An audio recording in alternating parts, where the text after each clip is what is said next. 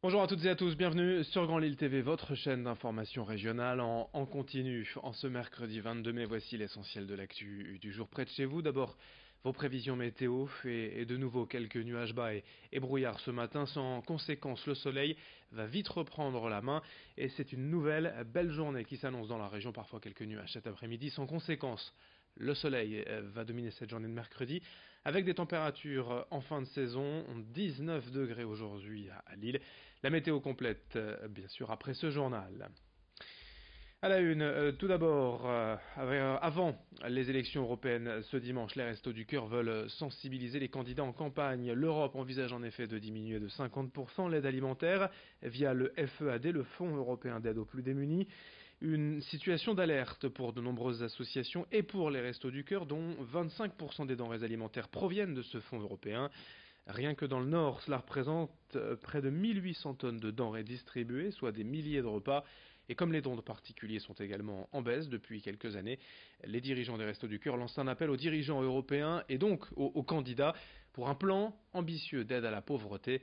Explication recueillie par Idil Gunay. Comme toute négociation, la barre est mise basse de la part de ceux qui peuvent aider.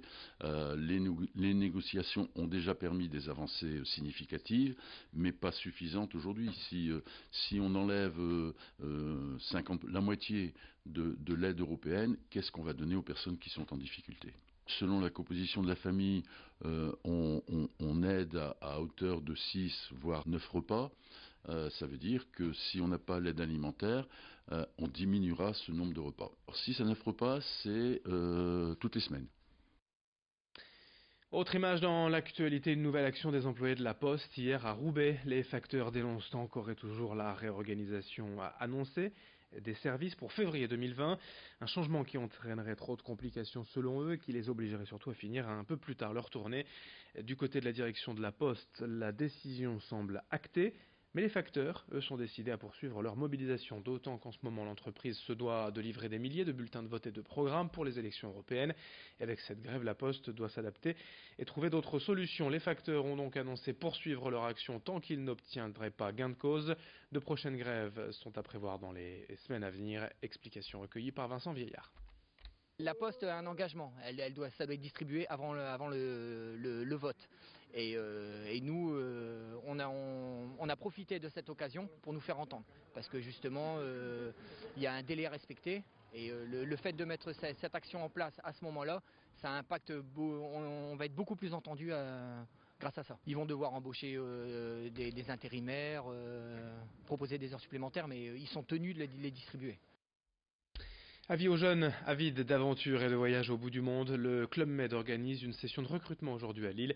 L'entreprise recherche depuis plusieurs semaines 700 personnes en France, des animateurs, les fameux géos, mais aussi divers métiers tels que cuisiniers, serveurs, agents techniques ou profs de sport. Pour la plupart, les diplômes ne sont pas forcément nécessaires si vous avez de l'expérience et l'envie, surtout de travailler à l'autre bout du monde. Ça se passe donc à Lille aujourd'hui à la maison départementale de l'insertion et de l'emploi, jusque 13h30. Explication avec un recruteur du Club Med joint par téléphone. Pour recruter ses futurs talents et ses futurs collaborateurs. Le format est simple. À partir de 9 heures, nous accueillons le public qui a l'envie de vivre cette expérience-là.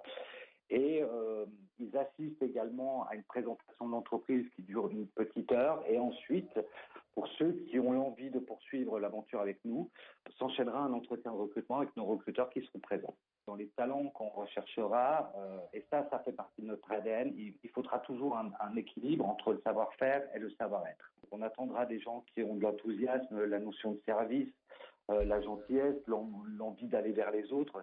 Ça va être des attentes des recruteurs pour faire vivre notre différence, c'est-à-dire le lâcher-prise pour les clients, de faire vivre à nos clients une expérience de vacances unique à la fois.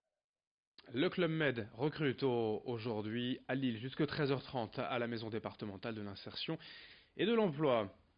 Dans un tout autre registre, on ne pensait pas un jour vous en parler dès le mois de mai. La rentrée scolaire, c'est dans plus de 3 mois, mais déjà la ville de Los s'y prépare en proposant aux enfants scolarisés dans la ville un kit de fournitures scolaires du CP au CM2. Tous les enfants des écoles publiques et privées disposeront des mêmes fournitures prises en charge par la ville. L'objectif est de donner les mêmes chances à tous les enfants car la municipalité de Los a fait ce constat. Certains élèves n'étaient pas bien équipés par manque de moyens des parents. Les listes de matériel ont donc été décidées avec les enseignants. Seuls les cartables, les trousses et les agendas resteront à la charge des familles. 1400 kits seront ainsi distribués fin août. Explication avec la maire de Los, Anne Voiturier, au micro de Lucille-Berthe Constant. C'est une idée qui est venue véritablement à l'os de l'analyse des besoins de nos enfants pour leur donner à tous une égalité d'accès dans les chances qui sont les leurs au départ de leur éducation. Je ne pense pas que beaucoup de communes aient déjà pris cette initiative. Il y en a peut-être une ou deux, mais je ne peux pas être plus précise à ce niveau-là. C'est une initiative lossoise.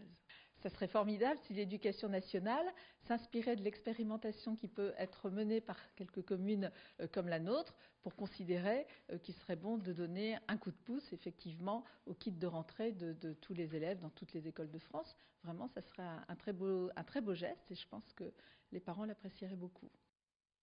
Et puis on termine avec un nouveau service au CHU de Lille, un programme de bien-être et de santé aussi pour les patients atteints de cancer. Depuis septembre, 500 patients ont déjà bénéficié du programme d'onco-esthétisme du centre Oscar Lambret.